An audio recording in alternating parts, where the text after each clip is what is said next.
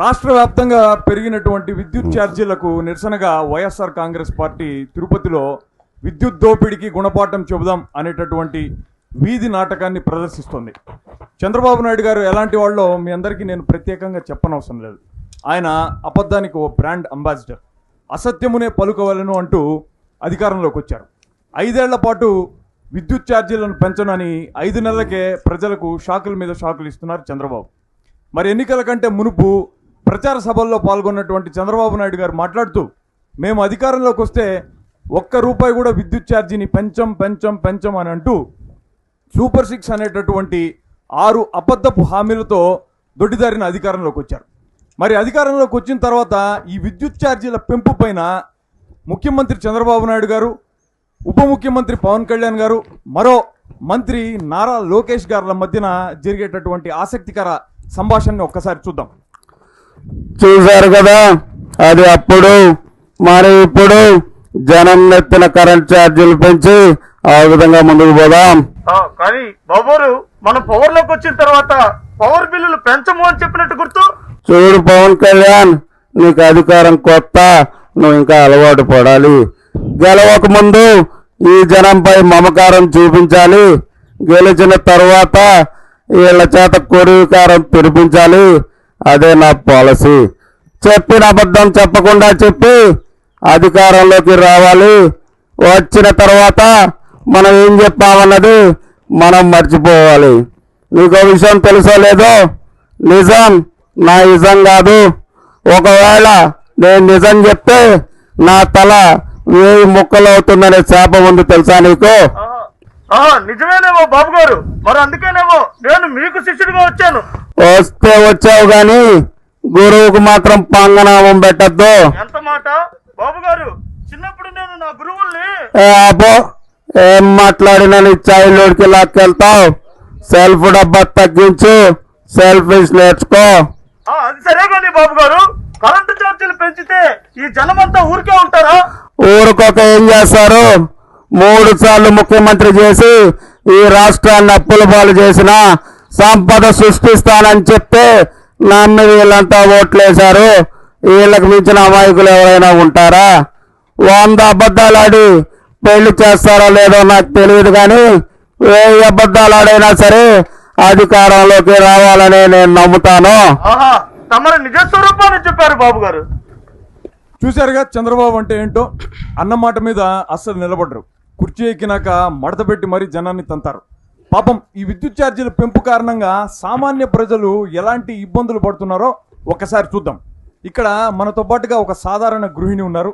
నెల మొత్తానికి తనకు వచ్చే చాలీచాలని సంపాదనతో తను, తన కుటుంబం ఈ విద్యుత్ ఛార్జీల పోటు కారణంగా ఎలాంటి ఇబ్బందులకు కష్టాలకు లోనవుతుందో ఆవిడ మాటల్లోనే. తల్లికి వందనం అంటే వంచన అని తెలుసుకున్నాం. ప్రతి బిడ్డకి 15,000 అంటే అరచేతిలో స్వర్గం అని అర్థమైంది. జగనన్న ఉంటే జూన్లోనే డబ్బులు పడేవి.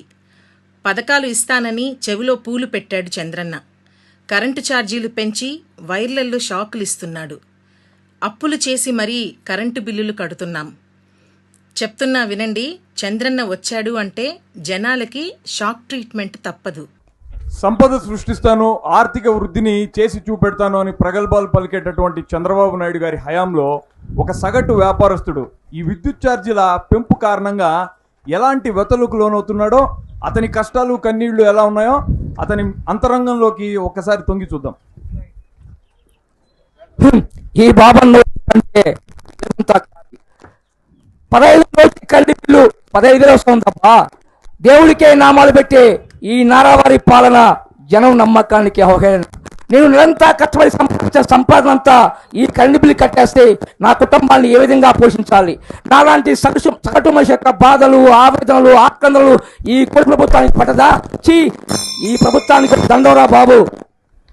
రైతు దేశానికి వెన్నుముక అని అంటారు. మరి అలాంటి రైతు నడ్డి విరిచి మూల కూర్చోబెట్టినటువంటి చంద్రబాబు నాయుడు గారి ప్రభుత్వపు విద్యుత్ ఛార్జీల భారం రైతుని ఎంత కష్టాలకు, కడగండ్లకు, కన్నీటికి పాలు చేస్తోందో, రైతు ఎంతటి ఇబ్బందులు పడుతున్నాడో, రైతు మనోగతం ఎలా ఉందో ఒక్కసారి చూద్దాం. చంద్రబాబు గారు పెట్టుబడి సాయం చేస్తానని చెప్పి ఎత్తుబడి చేస్తున్నాడు. అదేవిధంగా స్మార్ట్ మీటర్ల పేరుతో మమ్మల్ని చావబారుతున్నాడు. అధికారం దక్కిందంటే మనకు పవర్ బిల్ పెరిగిందని అర్థం. ఈ విధంగా కరెంట్ ఛార్జీలు పెంచడం వల్ల గిట్టుబాటు ధర లేకపోవడం వల్ల నేను ఈ వ్యవసాయం చేయలేకపోతున్నాను. ఈ సమస్యకు నాకు చావే పరిష్కారం.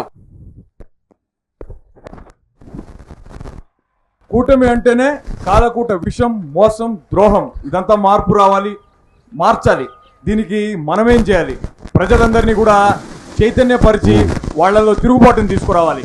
అలానే పెంచిన విద్యుత్ ఛార్జీ బిల్లును తగలబెడతాం.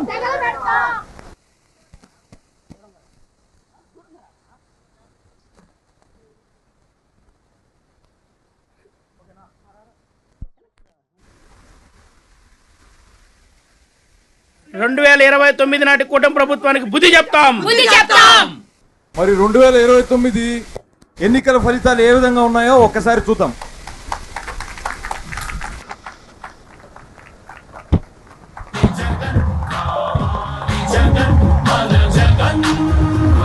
నమ్మకం అంటే జగన్, సంక్షేమం అంటే జగన్. కూటమికి రోజులు దగ్గర పడ్డాయి. కష్టాలు నష్టాలు ఎక్కువ రోజుల పాటు ఉండవు. వచ్చేది మనమే, గెలిచేది జనమే. జై జగన్, జై జగన్.